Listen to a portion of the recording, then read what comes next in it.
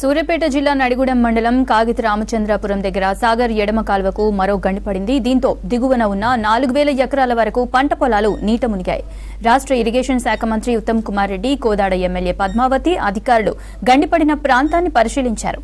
పంట నష్టం జరిగిన రైతులను అన్ని విధాలా ఆదుకుంటామన్నారు మంత్రి ఉత్తమ్. అదృష్టవశాత్తు సాగర్ కెనాల్ వాటర్ గ్రామంలోకి రాలేదని చెప్పారు. వర్షం వరదలతో జరిగిన నష్టాన్ని అంచనా వేయాలని అధికారులను ఆదేశించారు మంత్రి. నిన్న ఉదయం 10 గంటలకు సాగర్ ఎడమ కాలువ పరిధిలోని 117వ కిలోమీటర్ దగ్గర గండిపడింది. ఇవాళ 119 కిలోమీటర్ల దగ్గర మరో గండిపడింది. ఈ విషయం తెలుసుకున్న ఎన్ఎస్పీ సిబ్బంది సాగర్ ఎడమ కాలువకు నీటి విడుదలను ఆపారు. అయినా నీటి ప్రవాహం భారీగా కొనసాగుతోంది. దాదాపు 7 అడుగుల మేర ఈ నీటి ప్రవాహం కొనసాగుతోంది. వరద ప్రవాహం పూర్తిగా తగ్గితే కానీ గండి పూడ్చే అవకాశం ఉంది.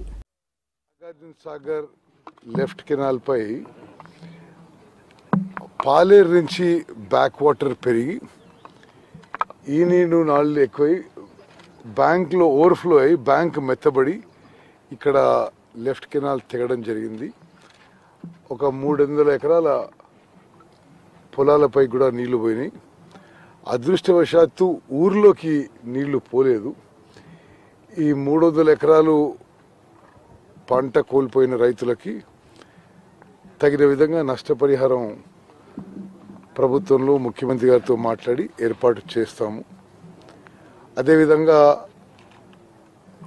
ఈ కాలువ ఈ బ్రీచ్ క్లోజ్ చేయడానికి వాటర్ ఇంకొద్ది దక్కిన తర్వాత ఇంకో రోజు తర్వాత పనులు మొదలుపెట్టి వారం రోజుల లోపల ఈ బ్రీచ్ క్లోజ్ చేస్తాము. రాష్ట్ర వ్యాప్తంగా ప్రజలందరూ కూడా అప్రమత్తంగా ఉండాలి. మరి ప్రభుత్వ పరం నుంచి ఏమేమి చర్యలు తీసుకోవాలో అన్నీ తీసుకుంటున్నాం. తప్పనిసరిగా నష్టపోయిన వాళ్ళకి క్యాబినెట్లో పెట్టి చర్చించి ముఖ్యమంత్రి గారితో మాట్లాడి నష్టపరిహారం ఇప్పిస్తా అని చెప్పి కూడా నేను మనం చేస్తాను. సరే, ఇప్పటికిప్పుడే ఎమర్జెన్సీ ఏం లేదు. నీళ్లు పుష్కలంగా ఉన్నాయి అటు ఇటు. ఇప్పుడు సూర్యాపేట సిఈ గారు చెప్పే అంచనాల మేరకు వారం రోజుల్లో గండి పూడ్స్తా చెప్పడం జరుగుతుంది. ఇప్పుడు మొన్ననే కదా భారీ వర్షాలు అయింది. ఇప్పుడు నిన్న పూర్తిగా ఈ రిలీఫ్ మెజర్స్ మీదనే ఉన్నాము.